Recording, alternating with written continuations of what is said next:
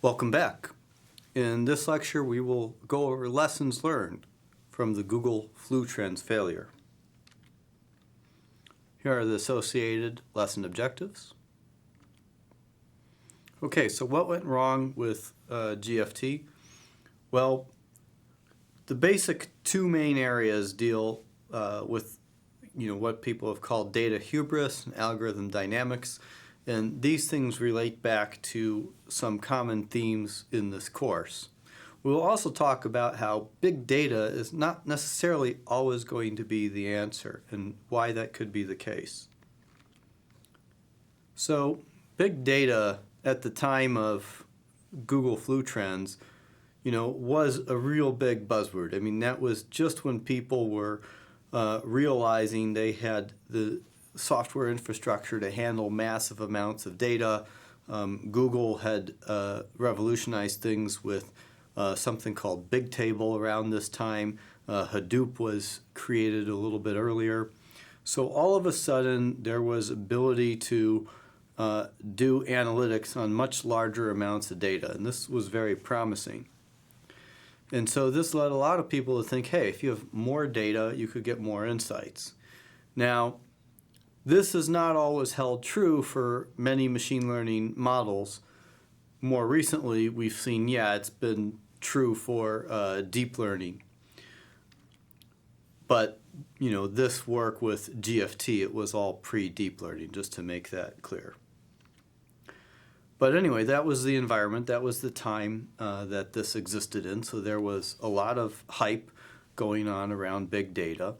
And so Google comes with this really great result that gets published in Nature in 2009, and it makes sense. It seems like, hey, we're expecting big data to deliver all these big results.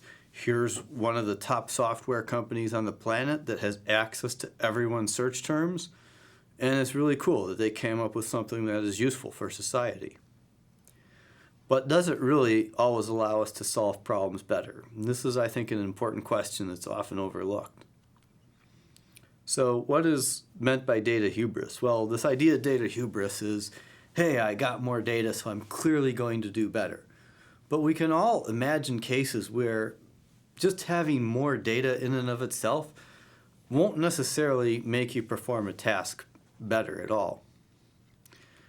And there's also kind of a bit of a mathematical reason as to why this is the case. So one author put, one of the main flaws with Google Flu Trends is they had 50 million search terms, and they wanted to match those to, just over 1,000 data points. And so when you do that, the odds of finding a relationship that correlates but is really unrelated is fairly high. And in a later lecture, we'll talk a bit about causality versus correlation. But if you want to increase your chances of finding that, have two sets of data that are, have this much difference in size.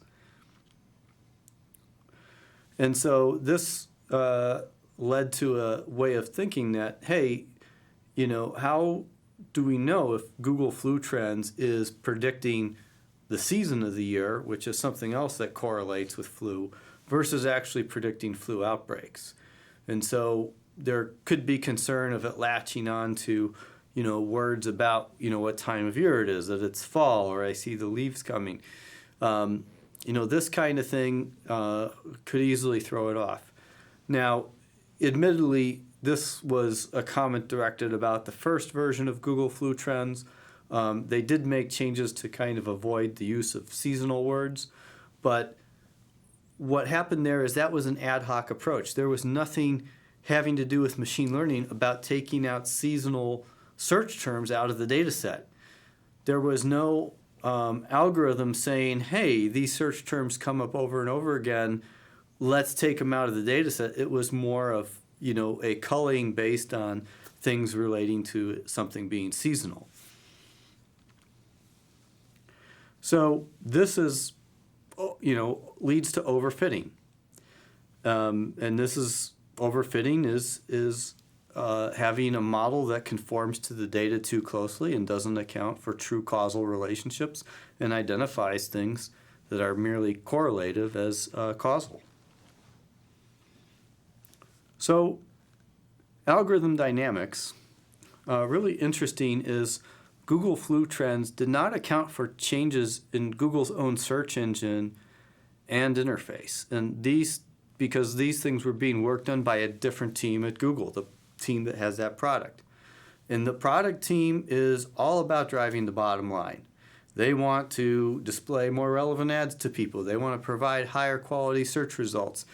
And so changes made to the Google interface and the Google search engine, they have a direct impact on something like this. And so what you're seeing is that the data distribution that's producing their features, that is changing over time. And so these operational changes at Google led to changes in data distribution. And we all know that machine learning models, especially supervised ones, they rely on that distribution of data in the training data to resemble what's happening in the real world. And in a way, we can think of this as a transfer learning challenge, because when you have something that is this dynamic, and think about it, there's other dynamics associated with the target class as well, the flu, being how flu spreads throughout the world and stuff like that, weather and so on, that are not even considered by this. And so with these changes in distribution, both in the search terms and in the flu outbreak, you're essentially training models on data that needs to have the ability to transfer to what's almost a new domain very well.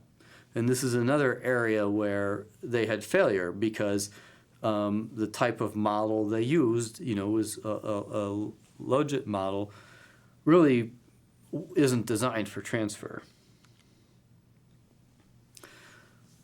So another thing to think about is big data versus small data. And in the reading toward the end, this is discussed a bit. And I think this is a very interesting point. Perhaps using all of the data you have is not the right answer. Maybe it would have made sense to cultivate smaller data sets based on expert knowledge out of the larger corpus of information available. Maybe it makes sense to use data that is based on our understandings of the physical, or in this case, biological world, to draw predictions. And so approaching a problem as a big data problem just because we think we have big data might be a little bit rash. A lot of people are excited about deep neural networks. I'm one of them, okay?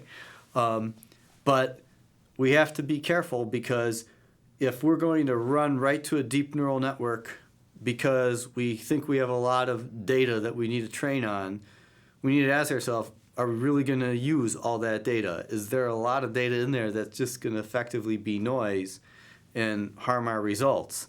Maybe it makes more sense to try a different approach and use a smaller amount of data, because the domain I'm working on, big data is not necessarily the answer. And I've been running into this a lot lately. I've been talking to things like people running water infrastructure, and people looking at carbon sequestration and doing manufacturing applications. Things like this, they're all saying the same refrain, in that, hey, deep learning is great, but I have a couple thousand samples. I don't have millions. So anyway, this concludes our chat on what went wrong with GFT. Stay tuned for more content.